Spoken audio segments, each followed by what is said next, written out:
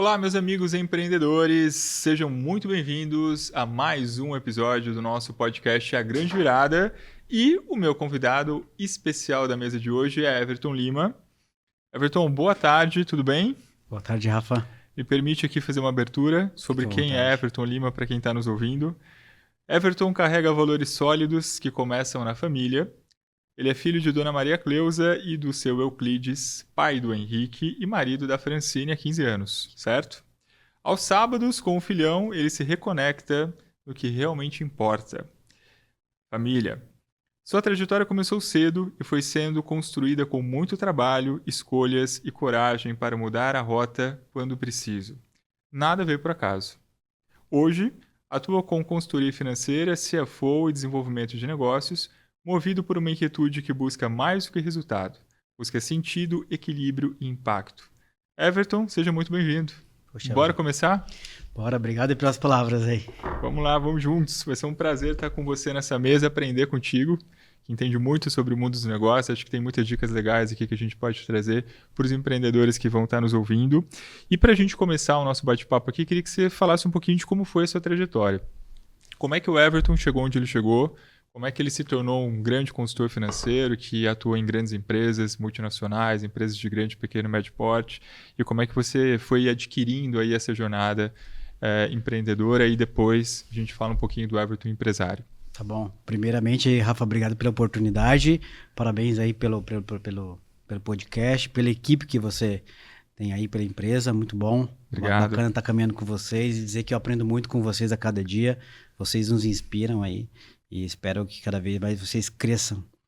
E seja mais um ponto aqui. Vamos juntos. Rafa, primeiro que a sua declaração inicial aqui parecia que eu tava no Big Brother, né? Rapaz do céu, emocionante ali, né? Que bom, fico feliz.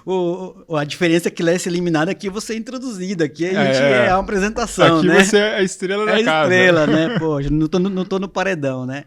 Mas obrigado pelas palavras aí, de fato, mexe com a gente. Bom, Rafa, pela minha trajetória, assim, eu gosto de dizer que o meu primeiro emprego, meu primeiro trabalho foi ajudar meu pai como servente de pedreiro, né? Meu pai e minha mãe, eles não tinham uma profissão, né? Uhum. Eles trabalhavam com o que podiam e que davam, trabalhos braçais, né? O pai passou por alguns trabalhos ali e ele precisava de alguém para entregar as ferramentas para ele. Eu tinha 12 anos, né? Naquela época eu não podia trabalhar, né? Você não é o mais velho, né? Eu sou mais velho. Ah, você é o mais velho. Eu sou mais velho. Tá. Então eu ia ajudá-lo ali e depois tinha um projeto na cidade de Mogi que é para primeiro emprego, né, dos jovens, Legião Mirim, Guarda Mirim. Sei. E eu me inscrevi nesse programa e o meu primeiro trabalho externo, né, vou dizer assim, foi de pacoteiro no supermercado, na Rua Ipiranga, ali perto de onde é o seu escritório. Trabalhei ali durante um ano, cara. Ali para mim foi muito importante, né? Foi o primeiro contato com o público, contato com pessoas fora do meu ciclo de relacionamento, da minha zona de conforto, né? Ali foi que eu consegui me despertar e entendi, Rafa, ali, que, na verdade, eu era muito dito como um rapaz tímido. Mas, na verdade, não era tímido, eu era apenas... Introspectivo. Introspectivo, eu me blindava para não me expor, né? E ali foi inevitável. A gente tinha contato com todo mundo, com muitas pessoas, e eu gostei. Ali você foi se desenvolvendo, né? Me desenvolvendo oratória, liderança, comunicação. Exatamente, legal. Exatamente. Disciplina. Você tinha o quê? Uns 15 anos? 14 anos. 14. Disciplina, né? Chegar no horário, sair no horário certo, cumprir as atividades, né? Feedback, né? Melhoria. Você galgando pequenos avanços, né? Olha, agora você vai ter que ir lá na empresa trocar dinheiro. Então, aquilo ali era pra gente algo muito grande, né? Nossa. Sim. Então, foi muito bacana ali. Tenho alguns amigos até hoje. Legal. Dali. Eu saí dali e passei por um período de 3 meses trabalhando de office boy num laboratório de prótese. Levava dentadura para cima e para baixo. Molde de dentadura, né? Então ia no dentista, pegava o molde, levava no laboratório, ele fazia dentadura e devolvia. Então foi um período de 3 meses ali. Isso foi em 98 para 99, né? E em 2000 eu digo que foi minha primeira grande experiência de trabalho numa multinacional, que foi numa multinacional japonesa, onde eu iniciei o trabalho dentro da parte administrativa. Fui office boy, né? Isso foi 10 de janeiro de 2000, eu iniciei a minha trajetória lá. E aí nessa empresa, como office boy, o office boy é o atual estagiário hoje, né? Sim. Ele fazia de tudo, cuidava do arquivo, pegava água em pó, essas coisas que o pessoal brincava com Se vira nos 30. Se vira nos 30. E ali, como é uma empresa japonesa, eles davam muita oportunidade para quem era da casa. Eles faziam o que eles chamavam de job rotation. Tá. Então, eu tive a oportunidade de apoiar alguns departamentos, entender o funcionamento de contas a pagar, contas a receber, faturamento, fiscal, PCP, controle de estoque. Foi muito, muito bacana ali essa trajetória. Continuo? De lá, De lá, eu fiquei lá 5 anos, né? Fui efetivado, passei por outros departamentos ali. De lá eu saí em finalzinho de 2005, em 2006. Eu entrei numa empresa que estava vindo para Mogi há pouco tempo. Tinha pouco tempo em Mogi. Uma empresa nacional de médio e grande porte. Segmento de aço. E eu iniciei ele com a parte de compras, PCP, e depois eu recebi a minha oportunidade de ir para o financeiro. Porque dentro dessa trajetória, eu iniciei e fiz a minha trajetória acadêmica, né? Me formei, meu primeiro curso externo foi técnico em gestão empresarial. Depois eu fiz o técnico em contabilidade. Os técnicos naquela época era muito forte, né? Os cursos técnicos. Bem feitos, né? Bem feitos, era nossa, profundos. Exatamente. Depois ali iniciei a faculdade. E aí, quando eu estava estudando contabilidade, o gestor do financeiro me viu em compras, me viu na faculdade. O que você está fazendo aqui? Eu falei, olha, eu não tive oportunidade. Vai abrir uma vaga no financeiro. Você topa aí? E aí eu fui pro financeiro e construí minha carreira ali no financeiro ali por 8 anos. Dali eu saí dessa empresa, passei um período pelo poder público, né? E na verdade era um caminhar para realizar o projeto de abertura da empresa. Então eu saí dessa empresa, já abri o CNPJ, porque eu estou até hoje trabalhando. Já foi para consultoria. Já fui para consultoria. Fiquei um período, né, compartilhando e depois, 2015 em diante, eu estou 100% focado na consultoria. E é um grande desafio, né, Everton? Porque assim, ser consultor de negócios num país de, sei lá, 99% dos nossos CNPJs são geridos por empreendedores. O empreendedor é aquele cara que tem uma visão, que tem vontade, que é guerreiro, que faz acontecer, que trabalha de segunda a segunda, que não tem tempo ruim, mas que não tem conhecimento. E muitas vezes ele está com o preço errado, muitas vezes ele vai lá e tira o dinheiro do fluxo de caixa que ele não deveria tirar, ele contrata funcionário que ele não tem dinheiro para pagar, e aí ele começa a tomar decisões na vontade de acertar, mas decisões equivocadas que vão acabar prejudicando ou até mesmo matando o negócio dele. Então, ser consultor, ou melhor, viver de consultoria, vender consultoria num país como o nosso é um grande desafio, né? Como é que você encarou? Como é que foi isso para você? Rafa, você foi muito, muito certeiro e assertivo no que você comentou, né? O que me levou a ser consultor foi exatamente isso. Eu tive a oportunidade de passar por 2 grandes empresas, né? Onde eu via a importância da organização, do planejamento, né? Dos estudos, das análises, para se tomar decisão e para empreender num país tão competitivo. Sim. Na época que eu estava no financeiro, eu passei pela época da bolha imobiliária, né? Aquele período. Aquela bolha americana. Aquela bolha americana da quebra do banco, do banco. E também um pouquinho início ali da impeachment da Dilma. Então, isso mexeu muito com o mercado e viu quanto era importante a organização, a estruturação. E eu gostaria de oferecer isso. Eu entendia que eu poderia contribuir com um pouco que eu havia aprendido ali para os empreendedores. E uma coisa que me chamou muita atenção é que 90% dos negócios no Brasil são de pequenas e médias empresas. Exato. Ou seja, quem movimenta a economia é o pequeno e médio. É o pequeno e médio. Quem emprega é o pequeno e médio. E esses são os mais carentes dessa estrutura. Eu falei, poxa, tem um campo aqui que eu onde consigo contribuir para organização, para gerar estrutura e para gerar legado, para que os negócios se perdurem por muito tempo. Então, eu entrei nesse ponto por isso. E, de fato, é muito desafiador, né? Eu acredito que as dores que os empresários forem passando. Para o Brasil, a gente vive um ciclo de crises, né? Uhum. É cíclico. Isso fez com que o empresário, o empreendedor, ele olhasse para o teu negócio e entendesse o quão era importante ele ter esses controles.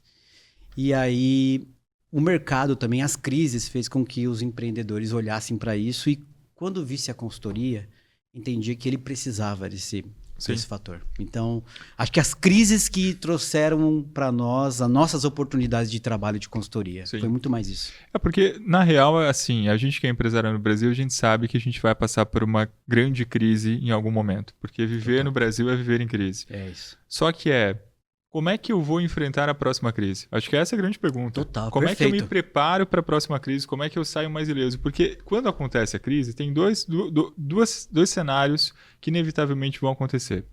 O cara que está quase quebrando, que está quebrado, vai quebrar. E o cara que está preparado vai crescer. Perfeito. Por quê? Porque o mercado vai diminuir. Certo? O cara que está quebrando vai sair do mercado. E aí o mercado vai ficar menor. Né? No caso, vai ficar com menos concorrentes, mas vai ficar maior porque você vai ter mais poder de consumo. Então, é esse o ponto. Exatamente. É essa virada de chave que a gente tem que ter. Cara, como é que eu me preparo? Porque em toda crise tem uma grande oportunidade. Exatamente. Só que você tem que estar preparado. Exatamente. É uma guerra, né? É como soldados, como o exército. Treinam, se preparam para uma guerra que eles não sabem quando vai acontecer. Mas se acontecer... Você tem que estar pronto. Tá pronto. Tem que estar preparado para aquilo e sem medo de passar por aquilo. E exatamente isso. E quanto a pandemia foi a maior crise que a gente passou, né? Quantos negócios quebraram e quantos cresceram. E quantos surgiram? Surgiram. Né? Segmentos novos, novas profissões, novas demandas, novas oportunidades de mercado. Quanto que acelerou não outros existiam. mercados, Exato. né? Acelerou outros mercados. Potencializou, sim. Então esse processo de preparação é muito importante e contribuiu com o nosso trabalho. Legal. Né? Infelizmente, dizer que as crises contribuíram, de fato sim. De fato, sim, foram as crises que contribuíram com o nosso crescimento. A gente vai falar bastante sobre o mundo dos negócios, mas antes de a gente entrar nesse tema, eu queria trazer um pouco do Everton, ser humano, para a mesa, tá? Legal. Que é o seguinte, você tem uma dinâmica muito legal com seu filho, né, que você chama do Dia dos Meninos. Dia dos Meninos. E eu queria entender como é que funciona. Primeiro, queria que você desse uma dica para quem está nos ouvindo de como é que funciona essa...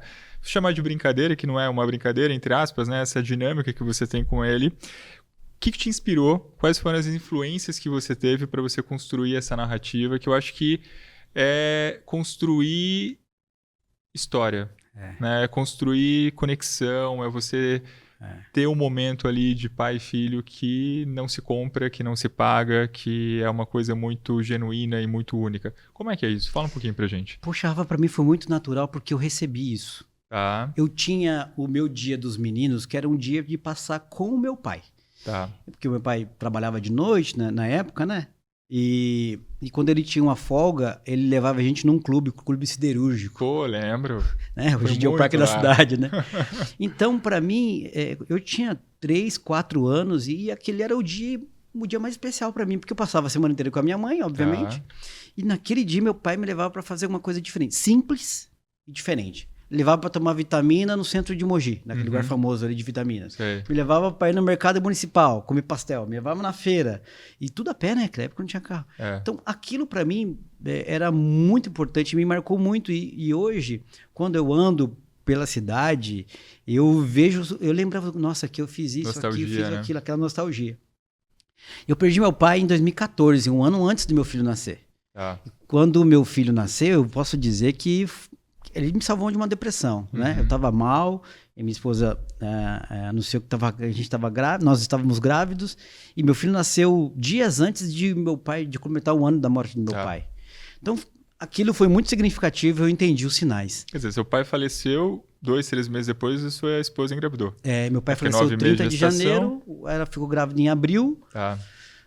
Meu pai foi 30 de janeiro de 14 e o Henrique nasceu 26 de janeiro de 15.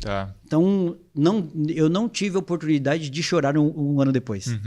Porque meu filho nasceu e ali aquilo me resgatou e me motivou a ter momentos com ele. Então, desde os 3 anos de idade, quando ele começou a ter um pouquinho de noção das coisas, eu pego ele no sábado e a gente vai fazer coisas simples. Vamos comer pastel, vamos no mercado. Às vezes, eu vou levar pra fazer coisa de casa. Vamos comprar fruta, vamos comer. E é só vocês dois? Só nós Sua dois. esposa não vai? Não, não vai. Tá. E tem uma regra lá em casa assim, que ninguém leva ele pra cortar o cabelo. Só pode ser eu. Ah, Teve que um legal. dia que ela levou pra cortar o cabelo, cara, eu fiquei bravo a semana inteira. Eu falei, não, quem tem que fazer sou eu que tenho que levar. É minha responsabilidade. É minha responsabilidade, pô, me deixa fazer essas coisas. Então eu levo pra cortar o cabelo, eu levo ele, hoje em dia, né, tá com 11 anos, eu levo pra São Paulo nos eventos de Pokémon, Legal. de game. É o que tem pra São Paulo. Eu pego os filhos dos meus amigos, que eles são amigos também. Junta a galera, vambora. Pego os meninos, vou pra São Paulo. Então eu gosto de viver esse momento porque eu me reconecto com a minha infância também, né? Com esses momentos que eu tive com meu pai. Então, em casa, todo mundo sabe, ó, sábado é dia dos meninos. E o quão isso é importante para você preparar um adulto feliz, né? Total. Não só um adulto feliz, mas um adulto bem resolvido. Aquele cara que sabe ser amoroso, mas que ao mesmo tempo é firme. Aquele cara que sabe lidar com a vida de uma maneira mais franca e aberta. Isso muda o jogo, né? E talvez assim, eu não consigo entender, talvez eu nem venha enxergar o impacto que eu tô causando positivo na vida dele, né? E que ele causa na sua também, que ele né? causa na minha, total. Porque fazer isso com ele, antes de fazer para ele, é fazer para você Exatamente, também, né? Perfeito, foi perfeito. Nunca vou entender o impacto disso, mas eu sei que eu tô fazendo bem, eu sei que isso vai ser muito bom, porque hoje eu vejo o impacto de coisas simples que meus pais faziam comigo, que eles não tinham noção e faziam corriqueiramente e que para mim são muito importantes. Muito muda importantes. O jogo, né? Muda o jogo, né? Então, tomar a decisão, né? Ser uma pessoa de decisão, uma pessoa não ser influenciável, principalmente com tantas oportunidades que tem nessa ética, vida, né? Ética, compromisso. Legal. Foi isso, cara. Legal. O dia dos meninos. Bom, vamos lá. Então fica a dica, né? Eu tenho um menino também, vou começar... É que o meu menino é um pouco mais introspectivo, o negócio dele é ficar na bolha dele lá, mas a gente vai tentar furar essa bolha aí e conectar mais. Boa. Mas vamos lá. Vamos falar agora um pouquinho sobre negócios, sobre o mundo dos negócios, para quem está nos ouvindo. Qual foi o momento mais desafiador que você teve na tua vida? E aí, assim, tô falando do Everton enquanto Everton, não só do Everton empresário, tá? E como é que você lidou com esse momento? E quais foram as soluções que você encontrou para você conseguir vencer essas barreiras? Boa, Rafa. Quando eu estava... passei para a sua equipe um pouquinho do briefing da minha história, foi interessante que ali me deu um insight de um momento, exatamente uma pergunta como essa. Em que momento que foi minha virada, o que me deu despertar? E só me lembro de um episódio aqui, que os meus pais, minha mãe trabalhava de faxineira em escola, meu pai era trabalho de eletricista, né? Então, terminava um projeto, acabava, o trabalho não tinha muito tempo. Em casa a gente vivia muito isso aí, né? Quando os dois estavam trabalhando, você esperava que um ia ser mandado embora. Então, a gente sempre tinha essas interrupções de um ciclo de prosperidade, né? E teve um dia, eu estava na faculdade, estava tudo tranquilo, né? Não é nada que seja bom que não possa piorar, parece. E aí eu cheguei em casa, eu passei em casa do trabalho para me trocar para ir para a faculdade, né? E eu vi a minha mãe mais cedo e meu pai chegando logo depois. Eles nunca encontravam eles lá. Tá. Acho que eu tava de férias, uma coisa assim. E os dois haviam perdido o emprego no mesmo dia. Caramba! Cara, no mesmo dia. O raio caiu 2 vezes no mesmo lugar. Foi em agosto. Eu sou bom para as datas, esses marcos assim. Foi em agosto de 2006, se eu não me engano. E, cara, eu me vi num cenário de que eu tinha que trancar minha faculdade. Tava fazendo contabilidade. Tive que trancar minha faculdade e ajudá-los com aquilo que eu podia em casa. E quando eu vi aquele cenário, eu falei assim, cara, eu não posso estar desse lado da mesa de alguém que possa ser mandado embora. Eu tenho que estar do outro lado da mesa. Eu tenho que ser o cara que contrata para que eu não gere isso nas pessoas. Então ali foi um dos pontos que eu preciso fazer alguma coisa diferente. Não quero viver esse ciclo que eles viveram de trabalhar, ser mandado embora e tal. E também estudei para construir uma carreira. Claro. E falei assim, acho que o único jeito é eu empreender. É eu sair e tocar um negócio. Esse foi um dos pontos. E outro, se me permite, foi quando eu estava fazendo o curso, meu primeiro curso depois do colegial na época, né? Hoje ensino médio, né? Hoje ensino médio. Eu estava fazendo um curso de gestão empresarial pelo Senac. O Senac abriu um polo em Mogi, num colégio, uma escola pública.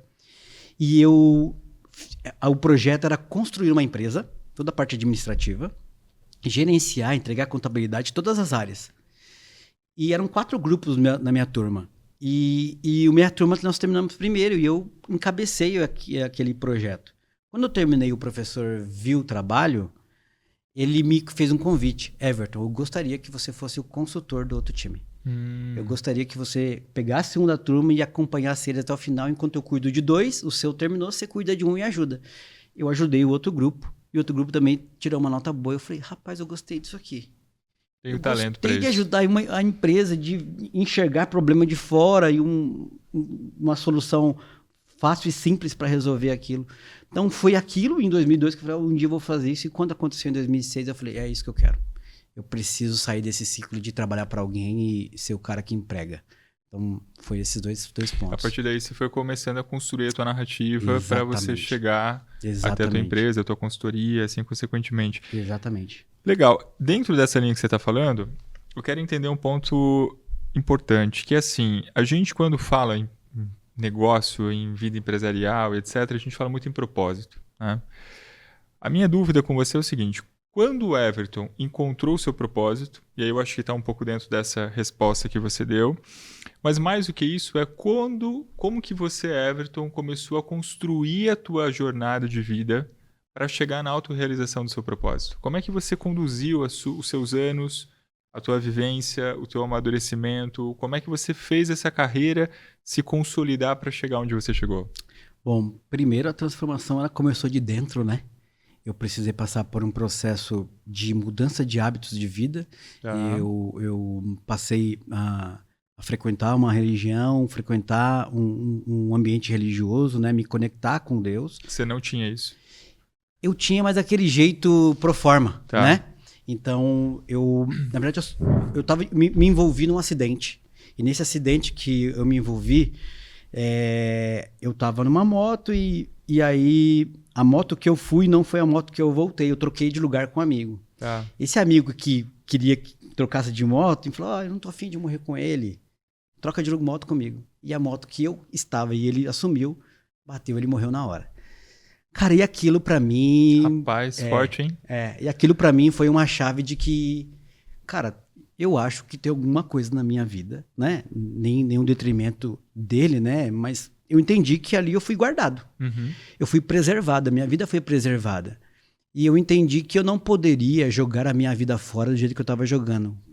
Com uma vida muito desregrada, né? Não sendo um bom filho, não sendo um bom colaborador, né? Com aqueles problemas de chegar atrasado, falta de responsabilidade. E ali eu entendi que eu precisava mudar de vida e que o cara lá de cima queria alguma coisa comigo. Dali eu entrei num processo muito profundo de estudar, conhecer, estudar finanças, porque eu estava quebrado financeiramente. Eu tinha muitas dívidas e eu falei, cara, eu preciso mudar a minha vida por aqui. Então eu comecei a estudar muito sobre finanças pessoais, sobre comportamento financeiro, finanças à luz dos judeus. Estudei muito sobre isso e aquilo mudou, transformou a minha vida, né? Eu vi que eu consegui sair daquela situação de endividado para equilibrado, depois para o investidor. Aí logo eu conheci minha esposa, a gente casou, né? Então começou comigo com essa transformação. Então esse fato que aconteceu comigo me despertou que eu não poderia jogar minha vida fora. E depois como eu transformei a minha vida de endividado para investidor, né? Iniciando investimento, eu poderia contribuir com outras pessoas. E ali eu comecei a estudar muito, inquietude, né? Estudar, buscar, aprender, né? Fiz alguns cursos voltados para finanças pessoais, comportamento financeiro. E depois eu migrei trazendo isso para a área de empresarial. Porque eu falei assim, poxa, tem um ponto aqui, né? Você comentou muito bem, o empreendedor, ele vai fazendo as coisas. Ele vai fazendo as coisas porque ele também quer uma vida melhor financeiramente, né? Então, o impacto da vida pessoal dele impacta na gestão do negócio dele, né? As decisões precipitadas e baseadas na ansiedade aqui, elas também impactam no negócio. todo CNPJ ele é gerenciado por uma decisão de um CPF. Exatamente. Né? E muitas vezes de uma família de CPFs, né? De vários CPFs. Exatamente. Acho que a grande maioria dos brasileiros empreendedores não vieram de um lar de empreendedores, né? Tivemos que ir na força. Aprender na raça. E às vezes nem foi por uma oportunidade que eu empreendi, foi por uma necessidade. A grande maioria. A grande maioria. E o meu caso também não foi diferente, né? Então eu entendi que a gente precisava equilibrar essas coisas. Então eu fui estudar finanças pessoais para entender o comportamento das pessoas. Só que eu entendi que o impacto que eu geraria com a minha experiência profissional, pouco, mas ali suficiente para contribuir com o que eu vivi na pessoa física, eu poderia unir isso aí e trabalhar com finanças corporativas. Porque quando eu atuo na empresa, eu não ajudo só o CNPJ, eu ajudo o CPF que está vinculado ao CNPJ e as famílias que trabalham ali. É conjunto, né? Eu entendi que eu consigo atender e colaborar para um número maior de pessoas quando eu atendo um CNPJ. Então, foi isso. Meu grande propósito é gerar dignidade, né? Fazer com que as pessoas tenham dignidade de vida, que elas não passem por esses ciclos de perde emprego, emprego, como eu vivi. Então, eu entendi que se eu atuar na empresa, eu consigo gerar estabilidade, organização, estrutura financeira e econômica para que o negócio possa perdurar e passar de gerações para gerações. Perfeito. Um ponto que eu queria também que você trouxesse aqui para quem vai nos ouvir é assim, como consultor, como profissional que atua em várias empresas, que trabalhou em empresas pequenas, médias, grandes, multinacionais, enfim, que lida com muitas empresas e empresários, qual é, na sua percepção, a grande diferença do pensamento de um empreendedor e de um empresário? E a segunda questão que eu queria que você trouxesse para nós é, lidando com os empreendedores, quais são os sintomas, os sinais que você observa com frequência, que você fala assim, esse cara está virando empresário, esse cara está começando a entender o jogo, esse cara está deixando de ter aquela visão mais simplista ou mais imediatista e está começando a entender como é que ele vai fazer o negócio dele prosperar. Como é que é isso? Boa. Vou pela última primeiro. Essa virada de chave acontece quando o empreendedor ele entende que o erro faz parte do aprendizado. Quando ele começa a entender que os erros que acontecem dentro da jornada empresarial dele, dentro dos processos, né? E quando ele entende que aquele erro não pode se repetir, né? Ele entende o erro como algo natural do aprendizado, mas não deixa aquilo se tornar corriqueiro, já trabalha para matar aquilo na raiz. Esse é o ponto em que a gente enxerga que, olha, ele está começando a estruturar e entender que os erros do passado tornou quem ele é hoje. Então, é saber lidar com os erros. Eu acho que na vida de empreendedor, de empresário, o erro faz parte da jornada. Você sabe que você está trazendo um ponto que eu acho que é muito legal. Assim, eu lido com alguns empresários, e até empresários grandes, empresários que têm empresas que já faturam alguns milhões por mês, que ele não tem a consciência do erro. Então ele erra consistentemente, por mais que tenha consultores, como no meu caso, de marketing, de publicidade e outros profissionais da área de gestão como você, falando, cara, você está errando aqui, ó. Mas ele não tem a consciência. Então, entra por um ouvido e sai pelo outro, no mês seguinte é o mesmo erro, no outro mês é o mesmo erro, e ele julga você, ele briga com você, ele coloca o problema como se o problema fosse seu e não dele, como se ele não estivesse passando de novo pelo mesmo processo, tomando as mesmas decisões, porque ele não tem essa consciência. E eu acho que o seu papel como consultor é muito de despertar essa consciência. Total. Nossa. Né? De fazer o cara entender que, você tá errando. E tá tudo bem. Agora que você entendeu que você tá errando, você vai corrigir e não vai errar mais. Exatamente. Certo? Porque qual que é o problema de errar? Errar quando você não tem consciência, você vai afundando cada vez mais, vai cometendo cada vez mais o mesmo erro. Faz sentido? Como é que você vê isso? Rafa, porque vai muito nessa, né? Quando o empresário não enxerga que os erros dele estão sendo corriqueiros, ele continua sendo empreendedor, vai na força, vamos ali, vai dar certo, vai dar certo. Vai na fé, vai dar certo. E é o herói, né? É o herói, né? É o herói, é o cara que resolve. Mas quando ele tem esse despertar, peraí, eu tô de fato errando aqui, eu preciso mudar a sistemática, a maneira com que... sair desse ciclo. Sim. Eu preciso construir um caminho novo para que isso não se repita, aí que ele começa a virar empresário. Ontem, eu fiz uma visita para um amigo, eu conheço desde 2012. Tá. Eu comecei, ele atuava nos fundos da casa do pai dele. Hoje ele está com 3 galpões aqui em Mogi, emprega mais de 150 funcionários, e quando eu conheci ele tinha 3 funcionários, né? E conversando com ele, ontem ele falou assim, poxa, a gente batendo um papo, ele falou, ó, muitas coisas aconteceram lá, mas o que eu não gostaria que acontecesse é que aqueles erros se repetissem. Então eu sempre ele sempre trabalhou para que os erros não se repetissem. E isso ele tornou um empresário muito grande. E é exatamente o que nós estamos falando aqui. Quando ele enxerga, ele se desperta. Qual era a primeira pergunta mesmo? A primeira pergunta é como que você percebe que ele está deixando de ser empreendedor e virando empresário? É nessa virada, né? Nessa virada de chave de quando ele começa a delegar, quando ele começa a contratar, quando ele entende que o erro faz parte da jornada e que o que não faz parte da jornada é insistir e persistir no erro. É continuar fazendo do mesmo jeito. É entender que aquilo que deu certo até hoje vai dar certo eternamente. Quando ele entende que ele precisa inovar. Isso acontece até para nós, eu como consultor, eu estou sempre na minha inquietude de entender. Eu preciso matar o meu negócio antes que ele morra. Eu preciso encontrar uma nova caminho para fazer isso antes que alguém descubra e eu não tenho essa jornada. Então, esse despertar é interessante. E é importante porque, assim, o empresário, o empreendedor, ele precisa entender que o erro é positivo, desde que você tenha controle do que você está fazendo. Porque eu acho que a grande diferença do empreendedor, uma das grandes diferenças do empreendedor para o empresário é que o empreendedor, ele faz por impulso. E Total. Muitas vezes ele não sabe o que ele está fazendo. Vai no fazejamento. Mas ele acredita no sonho que vai dar certo. O empresário, ele calcula.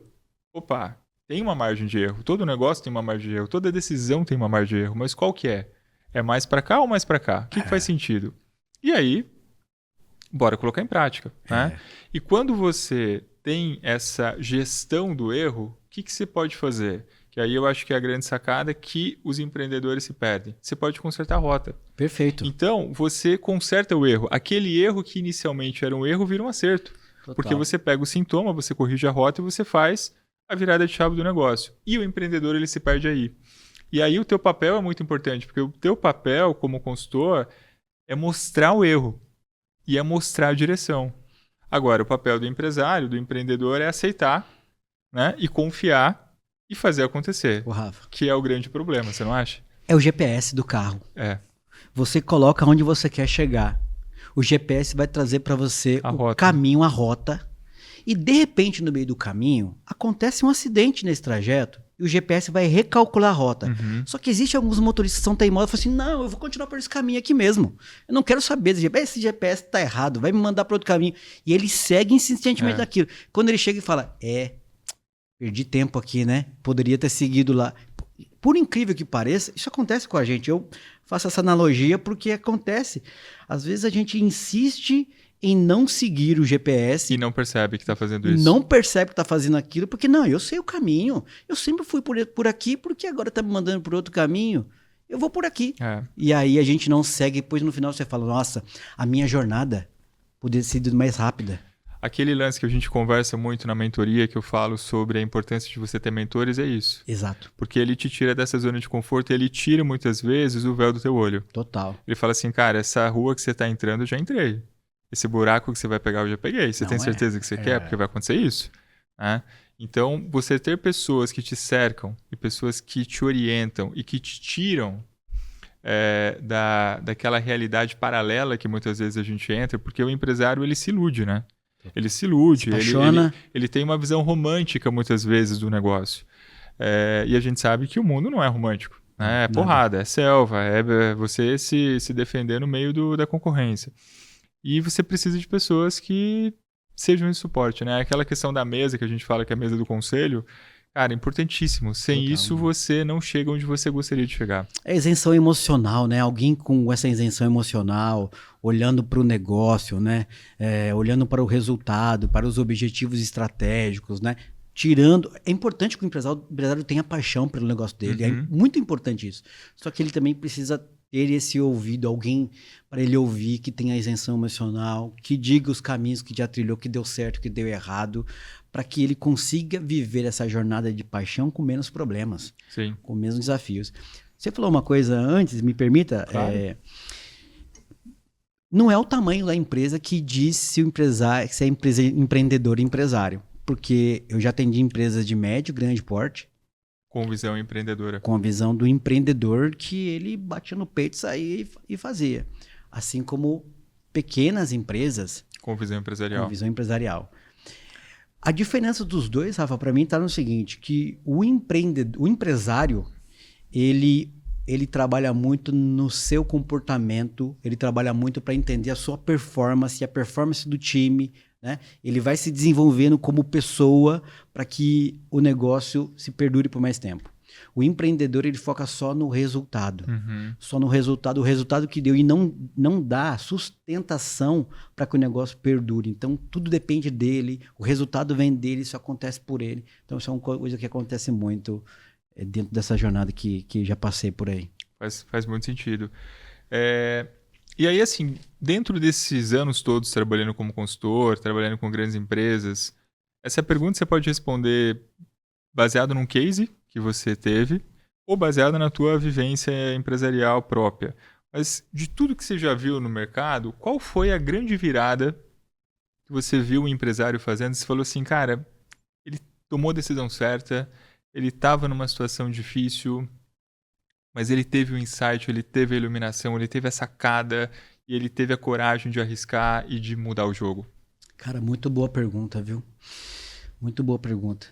Eu conheço 2 casos. Eu vou dizer dos 2 casos que eu estava ontem, que eu reuni alguns amigos para essa conversa.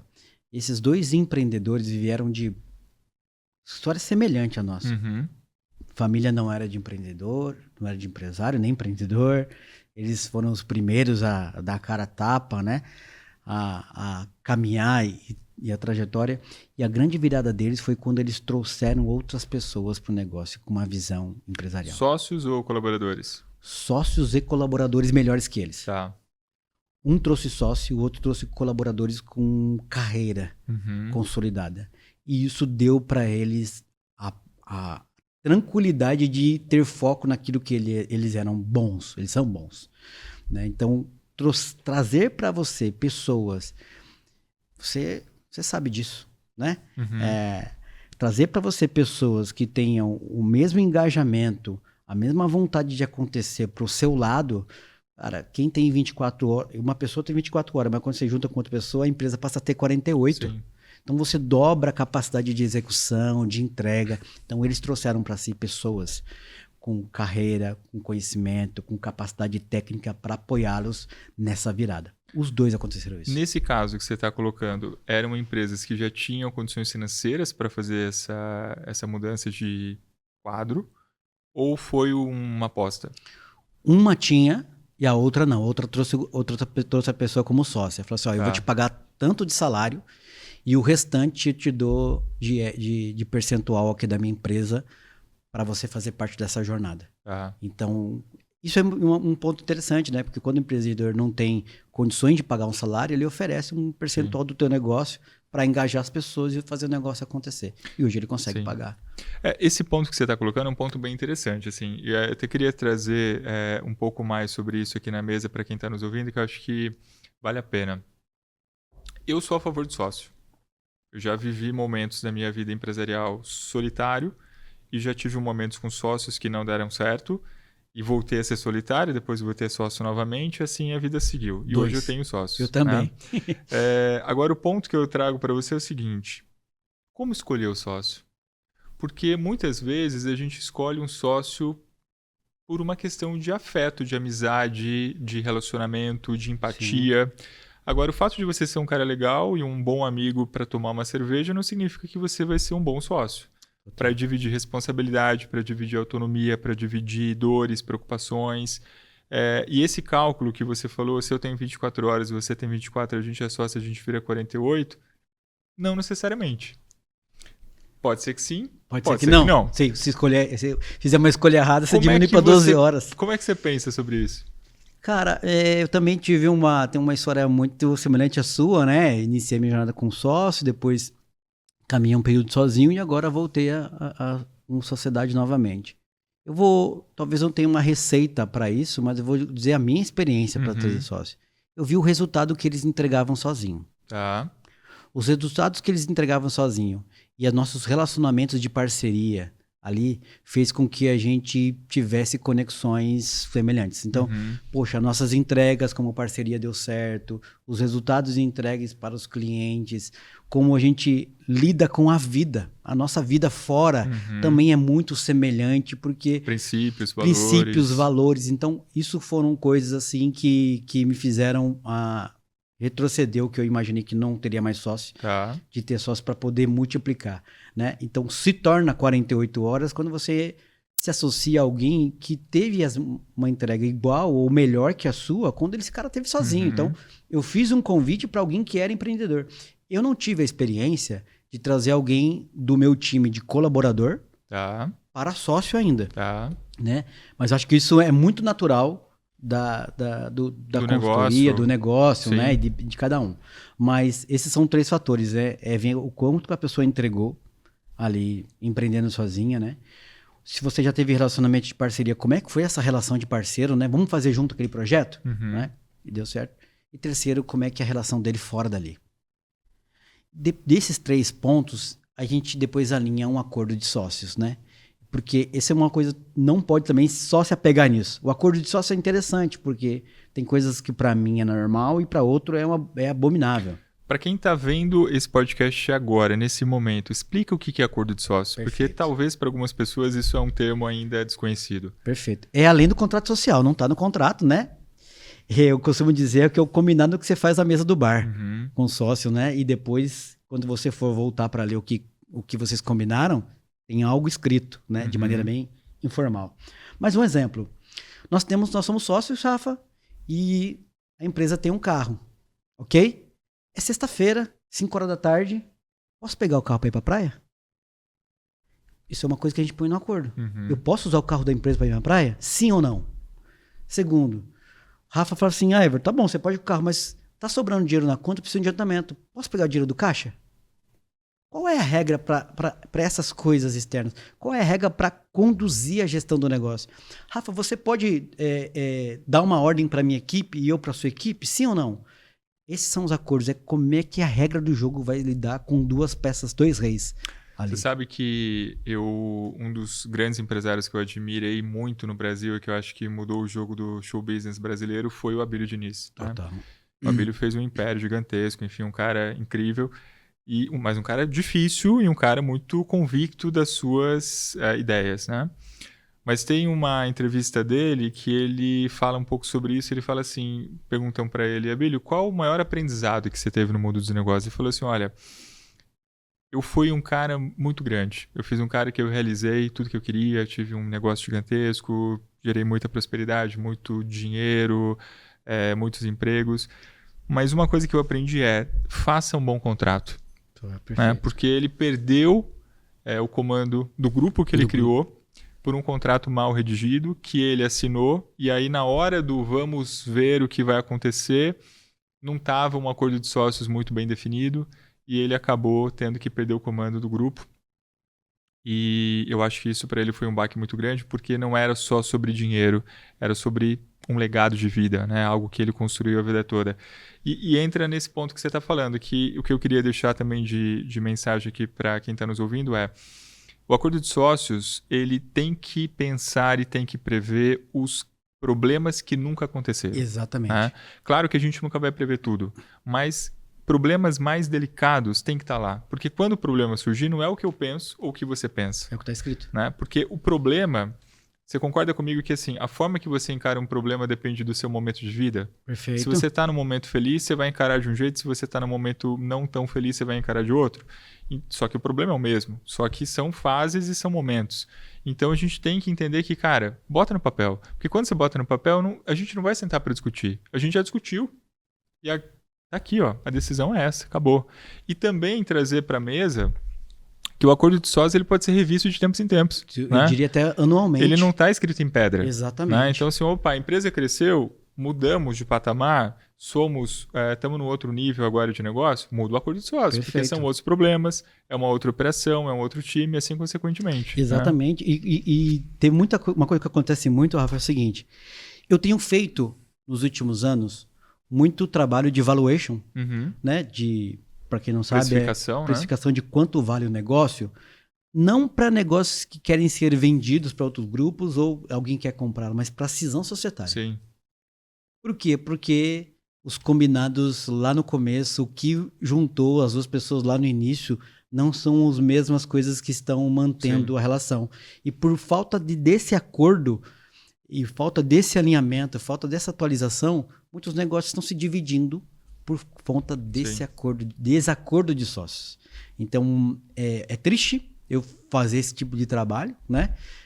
Vai acontecer, às vezes, mesmo com um acordo de sócios, ele vai dizer, ó, poxa, Rafa, eu coloquei isso aqui, mas eu não estou mais de acordo. Vamos desfazer nossa sociedade? Mas também ali no acordo de sócios está como a gente vai fazer. Vamos chamar uma empresa de fora para fazer o valuation, para decidir. Então, isso é muito importante, esse acordo de sócios ser atualizado anualmente. E uma dica que eu dou é que o acordo de sócios ele precisa passar por um jurídico. Total. Né? Caso você não tenha um jurídico de confiança, contrate um advogado só para te acompanhar nesse processo.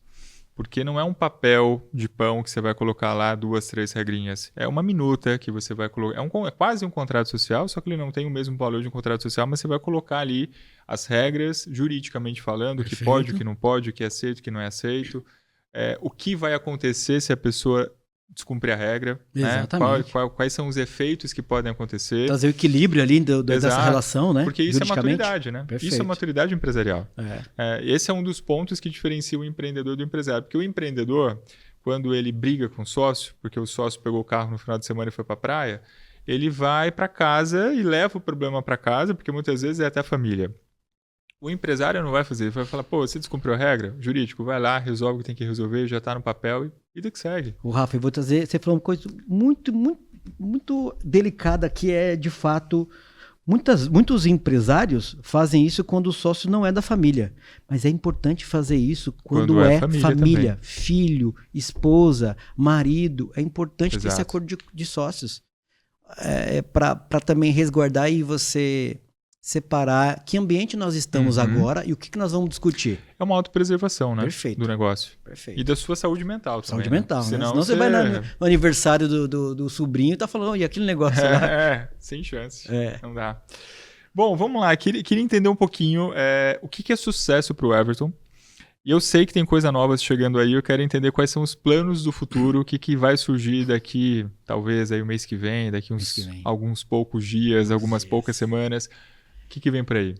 Rapaz, eu tô muito na expectativa. Eu vou dizer que é uma ansiedade já, né? Não é mais nem expectativa.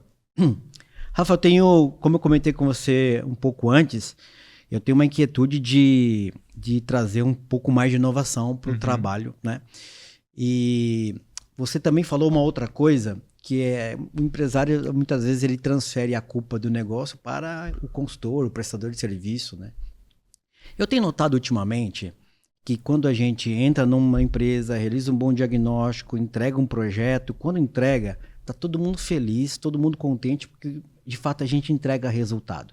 Só que acaba acontecendo algumas coisas meses depois. Passado alguns meses, 6 meses em média, ou até às vezes um pouco mais, um ano, 30% a 50% do que a gente implantou já não continua mais no negócio. E aí o empresário se vê na seguinte situação. Rapaz, eu contratei os caras para trazer essa solução.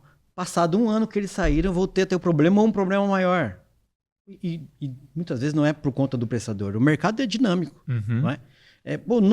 Não solucionei por fim esse problema. E nunca vai solucionar. Ou então, desculpa. Pode. Desculpa fazer um corte, mas a coisa pode ser até um pouco pior, que assim, eu tinha um problema, mas que eu não sabia qual era. Te contratei, você me mostrou o problema e me trouxe à luz. Passou um ano, eu não sei mais o que eu faço porque eu continuo com o problema, mas agora eu sei qual é o problema e não sei como resolver o problema. Exatamente. Imagina a cabeça do empreendedor, do empresário, tendo que apagar esse incêndio e ainda tendo que fazer o negócio acontecer. Perfeito, exatamente. E aí acontecia isso, e aí eu notei que existem 3 comportamentos que acontecem depois que a gente terminava um projeto. Ele me ligava muito humildemente assim, Everton, preciso de você de novo aqui. Tá. Cara, porque aconteceu tal coisa, apareceu outros desafios. Vambora, continua. E um segundo diz o seguinte, pô, mas vou trazer o cara e trazer, ou não só a gente, né? Outras consultorias. Eu tenho amigos consultores pelo Brasil inteiro e a gente compartilhou sobre isso. Ele fala, vou trazer outra empresa de consultoria. E aí o ciclo acontecia novamente. Caía no mesmo problema. E terceiro, ele falou assim, eu não vou nem contratar consultoria agora, eu vou ficar sem o mesmo problema. E esse problema se dá por quê? Primeiro, ele não tem a disciplina de manter os rituais, de processos das reuniões. Segundo, talvez a equipe não conseguiu absorver totalmente tudo que a gente colocou, né? Falta de qualificação da equipe, né? De continuar buscando conhecimento, porque quando a gente está na empresa, não é só a empresa que recebe conhecimento, o colaborador que está ali também vai crescer, né? E aí, termina o projeto de consultoria, a empresa não investe no colaborador em treinamentos, isso acaba ali. E terceiro, turnover. Falta de mão de obra também. Então, o que eu estou trazendo? É um trabalho de diretor financeiro por assinatura, onde nós vamos acompanhar, pode chamar de diretor, pode chamar de CFO, pode ser o conselheiro financeiro estratégico do negócio, para acompanhar os indicadores dele durante toda a jornada, o quanto tempo ele quiser. Isso através de uma tecnologia que nós implantamos dentro da empresa dele, que vai trazer DRE, fluxo de caixa, ciclo operacional, enfim, todos os indicadores importantes do negócio dele, né?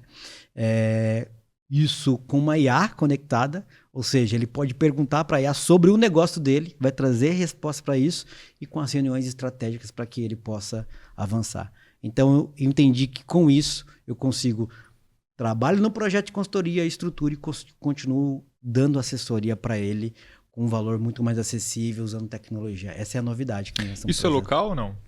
Estou trazendo isso do... Não, a operação, isso é para a nossa região ou você vai atender o Brasil todo com essa ferramenta? Posso atender o Brasil todo. Não tem a dificuldade, só que se for o CFO, não dá para ser presencial, mas a gente faz as reuniões online, só isso, né? Mas aqui na região São Paulo, Metropolitana, Vale do Paraíba. Mês que vem começa. Mês que vem, estou indo dia 14 agora para uma imersão e volto com essa novidade aí. Que legal, lançamento. Hein? Sucesso. Obrigado. Já nasceu sucesso e vai ser muito grande, tenho certeza disso. Obrigado. Coisas lindas estão por vir. Amém. Bom, vamos lá. Queria também saber um pouquinho como é que está sendo para você essa experiência do Business Class, do nosso programa de mentoria. E quais foram as fichas que já caíram nas aulas? O que você anotou de legal? O que você trouxe de insight para quem está nos ouvindo aqui? Cara, vou dizer das 2 que eu participei até agora, né? Foram 2 aulas, né? A primeira que eu tive o prazer de te ouvir, você falou uma coisa que até hoje está gritando aqui, sobre inferência. Tá. Rapaz, eu tenho mergulhado sobre isso, o quanto isso impacta nas decisões empresariais. O quanto esse conhecimento muda o jogo, né? Exatamente. Então, conhecer isso, quando eu estou iniciando algum projeto agora, conhecer um pouco da história do empresário, antes de conhecer a história da empresa, faz muito sentido, porque vai responder por que ele toma tais atitudes, tais comportamentos, quais foram os traumas, as crenças, as dificuldades que ele passou, para a gente conseguir conduzir aquilo e tirar ele desse ciclo de inferência, de tomar decisões baseadas nas suas experiências. Então, isso é uma coisa que eu tô comigo, eu tenho estudado bastante. Legal. Né? Show. Que foi sobre visão. E a segunda foi sobre o marketing, né? Um insight que foi muito para mim, e vocês compartilharam, eu sempre disse que os meus clientes, quem me contrata, normalmente não está no LinkedIn, está no Instagram.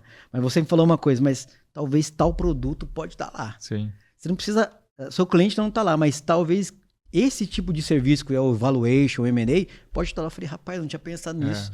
Estou com essa lição de casa. Pensar o produto por ICP, né? Exatamente. E esse último aí também foi sobre pensar o marketing além das mídias digitais, além do Instagram. Isso tem mexido comigo aí, tenho olhado para o meu negócio. É importante, né? Esse convite para a gente sentar à mesa, ouvir especialistas com isenção emocional, trazendo a tecnicidade para a gente, compartilhando, dando resposta para nós ali.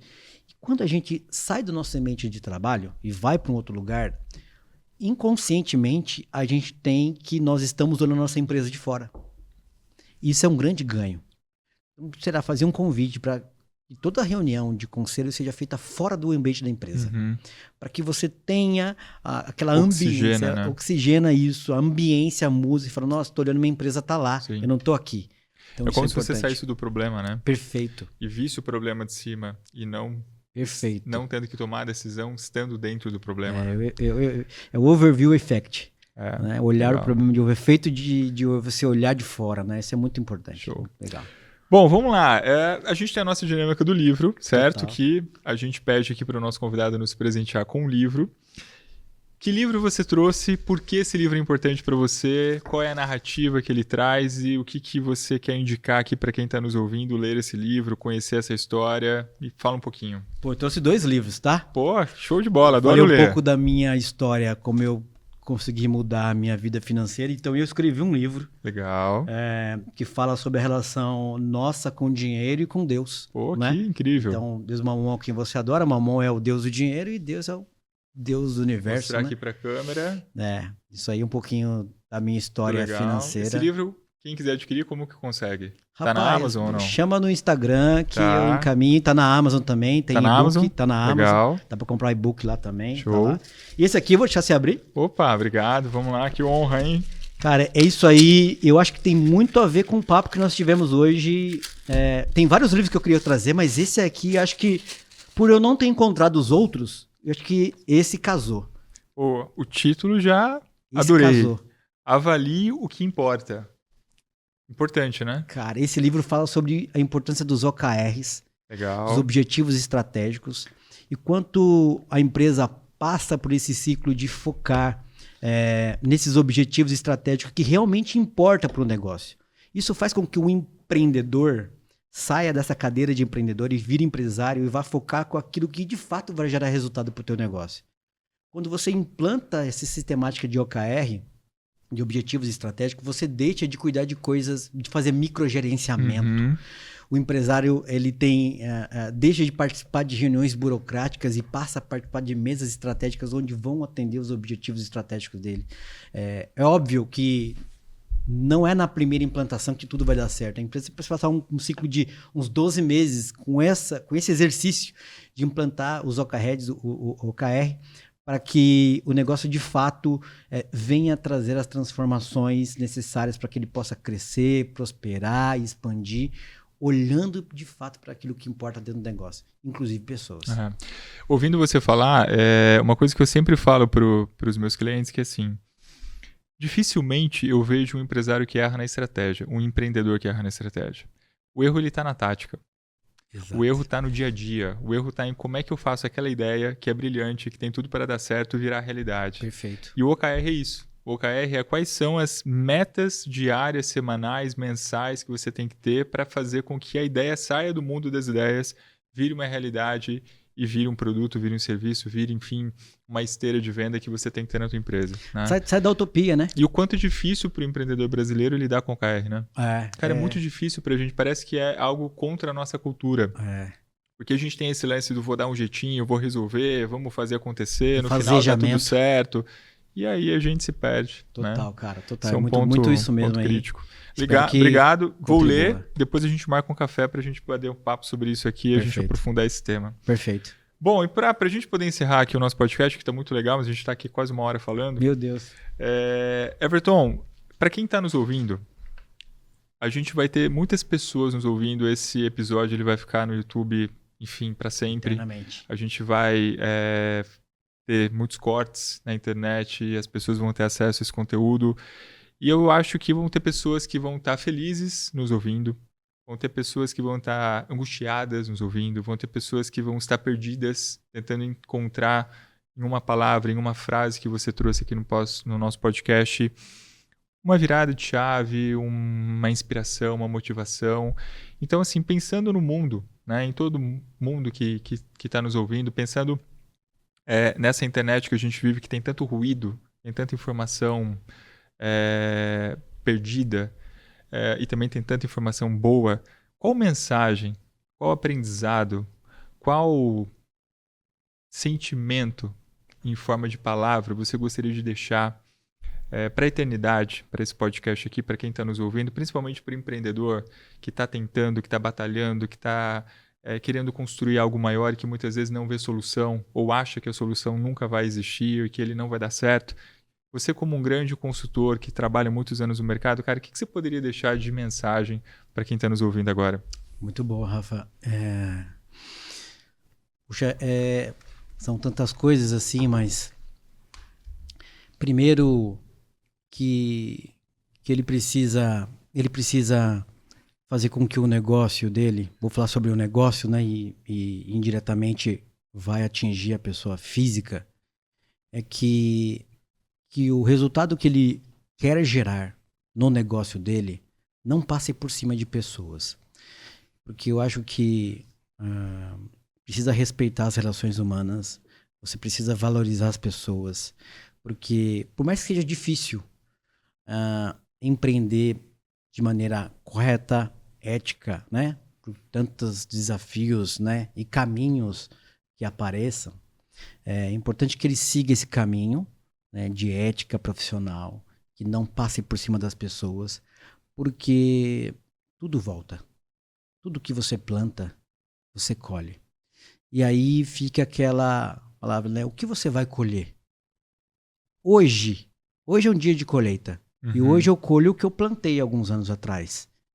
E amanhã vai depender do que eu estou plantando hoje. Então, o que você quer colher? O que você está colhendo hoje? Você está satisfeito com isso? O que você quer colher lá na frente? O que você está fazendo hoje? Então, sobre as atitudes, sobre comportamento, sobre como gerir o teu negócio, os seus relacionamentos, isso é importante. Porque eu falo muito sobre colheita, sobre semeadura. Preste atenção no que você está plantando. Com certeza você vai colher, sem sombra de dúvida. Uhum. Eu espero que você esteja plantando boas sementes. E também, até colaborando aqui com a tua visão, que eu concordo muito com ela, é assim, tá perdido no que vai plantar? Busque pessoas boas do teu lado, né? Para poder te ajudar, te inspirar, te trazer a visão que você precisa. Porque a gente não sabe tudo e a gente nunca vai saber. Nunca. Um empresário, por maior que seja, ele só é do tamanho que é porque ele é cercado de bons profissionais, que é aquilo que você falou, trazer pessoas boas para dentro do jogo, pessoas que mudam o jogo, pessoas que fazem acontecer, que contribuem. Então, eu acho que mais do que colher, é colher com consciência. Perfeito. E ter em volta de você uma rede de apoio que te propicie no futuro colher aquilo que de fato faz sentido para a tua vida e faz sentido para o teu ecossistema e faz sentido para as pessoas que estão à tua volta. Eu acho que é isso. Né? Acho que o mundo empresarial ele é um grande desafio, mas todo empresário gosta dessa adrenalina, gosta desse desafio, faz parte, está no nosso sangue, né? Correr riscos, arriscar. Mas nada disso faz sentido se não tem propósito e se também não tem com quem celebrar e com quem dividir as conquistas. Né? Perfeito. E a conquista solitária é a solidão. Perfeito. Né? Cara, queria te agradecer imensamente. Foi um prazer imenso estar com você aqui na mesa. Eu que agradeço a oportunidade. Conta muito comigo. Desejo de coração que o teu novo empreendimento seja um grande sucesso. Obrigado. Porque você ajuda as pessoas a serem melhores, a fazer geração de emprego, a fazer sonhos se tornarem realidade. Todo empreendedor, por melhor que ele seja, ele precisa de pessoas que têm a sua função para poder ajudar, para poder instruir, para poder mostrar o próximo nível, que muitas vezes a gente não consegue enxergar com facilidade. A gente tem a aspiração, mas a gente não consegue visualizar, cara, qual que é o próximo passo? Para onde eu vou agora? Né? E sem números, sem dash, sem dados, sem informação, sem clareza, nada disso é possível. Tudo palpite. Então vai ser um sucesso incrível. Conta com a gente, estamos junto. E, gente, acompanhe o nosso podcast aqui no YouTube, nas redes sociais. Quem quiser saber um pouquinho mais sobre o programa do TB Class, por favor, entre no nosso site, chama a gente para conversar, que eu tenho certeza que vocês vão gostar bastante. E eu não podia finalizar aqui a nossa mesa sem dar um presente para o nosso convidado. Um, né? Opa! Tá aqui nessa mesa é um presente então, já. olha só, temos aqui o nosso troféu para você colocar na sua sala. De primeira temporada, espero que ele seja aí uma decoração para você. E temos um chocolate aí para adoçar ainda mais a tua vida e para Cheguei em você casa, não vai compartilhar durar aí muito com o filhão e com a esposa. Não Tá vai bom? durar muito tempo quando chegar em casa, Rafa. Obrigado equipe, obrigado a todos. Parabéns pelo seu trabalho, parabéns pelo seu momento, pelos novos projetos. Quero que você prospere cada vez mais, Amém. que expanda cada vez mais. Eu tenho certeza que tudo isso que você está construindo vai atingir muitas pessoas serão impactadas positivamente com o que você está construindo. Assim seja. Tamo junto. Tamo junto. Obrigado, gente. Até a próxima. Valeu. Tchau, tchau. Até mais.